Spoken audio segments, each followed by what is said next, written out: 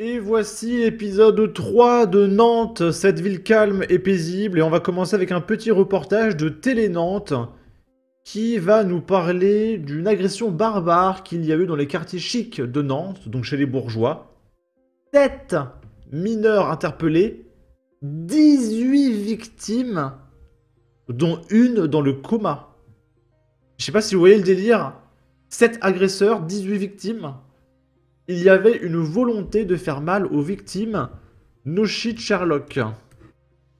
En tout, pas moins de 18 plaintes ont été déposées pour des agressions en octobre et novembre aux abords du lycée Guisteau et de l'externat des enfants nantais. Il s'agissait d'agressions commises au préjudice d'hommes qui marchaient seuls dans la rue, soit le soir, soit en milieu de journée, et des hommes parfois très jeunes, puisque la plus jeune des victimes était âgée de seulement 14 ans, et parfois également, donc, ces individus s'en prenaient à des hommes plus âgés, le plus âgé étant âgé d'un peu plus de 30 ans. Des agressions souvent filmées puis diffusées, perpétrées en bande. Les agressions étaient commises parfois par deux individus, parfois par un nombre plus important d'individus, et ce sont des individus qui manifestement avaient pour objectif d'une part de voler les affaires de ces victimes, mais également dans d'autres cas, manifestement, il y avait également une vraie volonté de faire mal pour faire mal. Une victime est même tombée dans le coma suite à l'agression. D'importants moyens de police judiciaire ont été déployés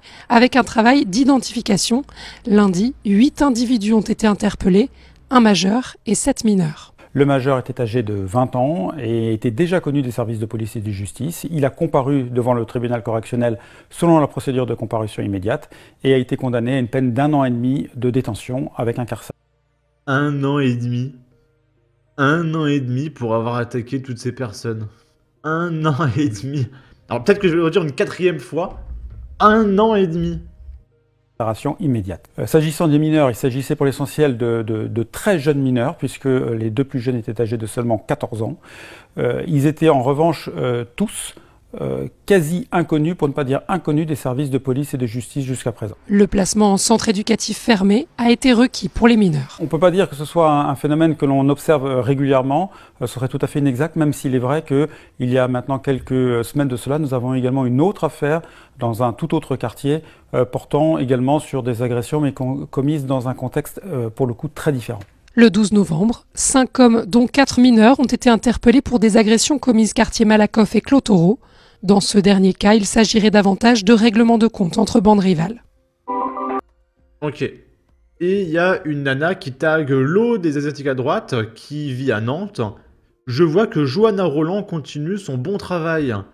Et Johanna Roland, c'est la maire de Nantes, qui est une socialiste. Première secrétaire nationale déléguée du Parti Socialiste. Oh, c'est bizarre. Toujours à Nantes, à Bouguenais, les professeurs du lycée Pablo Neruda font valoir leur droit de retrait après une agression par un élève et un climat de violence quotidien.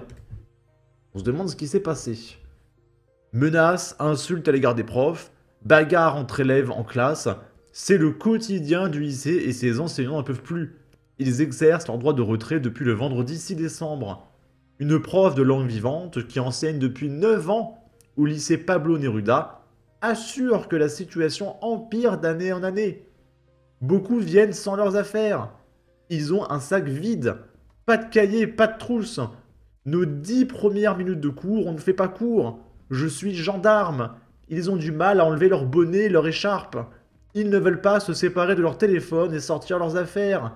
Certains veulent dormir ou aller voir l'infirmière. Peut-être qu'elle est un peu plus attirante que Miss France, hein, l'infirmière, on sait pas. Et pendant ce temps-là, je n'ai toujours pas commencé à enseigner ma discipline. Les enseignants du lycée Pablo Neruda sont épuisés d'avoir à gérer en permanence de telles tensions.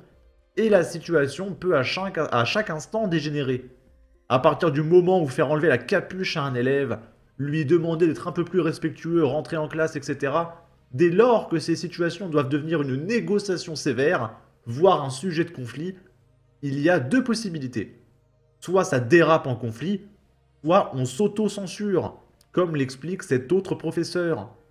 Il y a aussi des bagarres entre élèves en classe, des profs bousculés violemment comme ce collègue, et cette fois, le corps enseignant a dit « Stop !» et fait jouer son droit de retrait pour préserver sa sécurité. Chacun dans sa tête pense au pire. On a peur d'être le témoin ou d'être le collègue passif qui n'aura pas su empêcher un drame arrivé, avoue cet enseignant. Là, on est sur 20 minutes, et écoutez bien, lisez bien le titre. La police intercepte un homme de 13 ans à 180 km/h sur le périph' nantais. Je répète, un homme de 13 ans. Psyodélique qui répond, un homme de 13 ans. Je rappelle que pour parler de Lola, par exemple, il y a certains médias de gauche qui disaient une jeune femme de, je sais plus, 9 ans. Je sais plus quel âge elle avait, Lola. Par contre, Naël, c'est un bébé. C'est un petit ange parti trop tôt. Les migrants clandestins de 45 ans qui manifestent pour qu'on leur donne des aides sociales, c'est des bébés. Mais du coup, là, non, c'est un homme de 13 ans. Ok. La scène s'est déroulée dans la nuit du jeudi 24 au vendredi 25 octobre sur le périphérique nantais. Repérant un véhicule roulant à toute vitesse excessive sur le pont du Cheviré, où la vitesse est limitée à 70 km/h, la police a tenté d'intercepter ce véhicule. À la vue du gyrophare et de la sirène, le conducteur de l'Audi TT, qui se dissimulait sous une capuche, a accéléré, tentant de semer les forces de l'ordre. Selon Ouest France, des pointes à 180 km/h ont été enregistrées par les policiers alors que le véhicule roulait sans phare. Le conducteur a quitté le périphérique de Nantes pour prendre en sens inverse cette route et tenter de semer ses poursuivants. Au moment de revenir sur le grand axe, la police a réussi à bloquer le véhicule, qui l'a percuté, avant de terminer sur le terre-plein central de l'échangeur. D'après Ouest France, le conducteur a difficilement été interpellé. Au moment de contrôler son identité, les policiers ont eu la surprise de découvrir qu'il n'était âgé que de 13 ans. Donc un homme. Selon sa version des faits, il avait emprunté la belle Audi à sa grand-mère dans la nuit, à sa mamie. Il a été placé en garde à vue. Ensuite, on est à Nantes. Une fusillade fait 3 blessés près d'un gymnase où une cinquantaine d'enfants étaient en entraînement. On n'est pas préparé à ce type d'événement, se désole une maman. Vendredi soir, donc c'était il y a une semaine et demie, vers 18h30, un cours de gymnastique se tenait dans le gymnase de l'ASC Bonne Garde à Nantes, Loire-Atlantique, quand les détonations ont retenti. Une cinquantaine de gamins de 7 à 8 ans étaient en plein entraînement.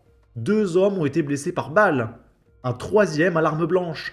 Ce sont des membres du club de gymnastique qui ont prodigué les premiers secours à ce dernier. Ce matin, ma fille m'a demandé s'il y avait encore des traces de sang.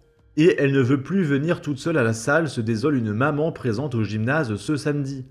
On n'est pas préparé à ce type d'événement, se désole Céline, membre du bureau de l'ASC Bonne Garde, club de gymnastique présent depuis 20 ans dans ce quartier Pirmille. Et il y a encore plein d'autres trucs qui sont passés à Nantes, mais je garde ça pour un épisode 4. Donc force nantais, voilà, ça a l'air très compliqué. Sur ce, n'hésitez pas à donner votre avis, votre opinion, à partager, liker, commenter, ça aidera au référencement de la vidéo sur YouTube. Abonnez-vous, suivez-moi sur Twitter, prenez soin de vous, salut!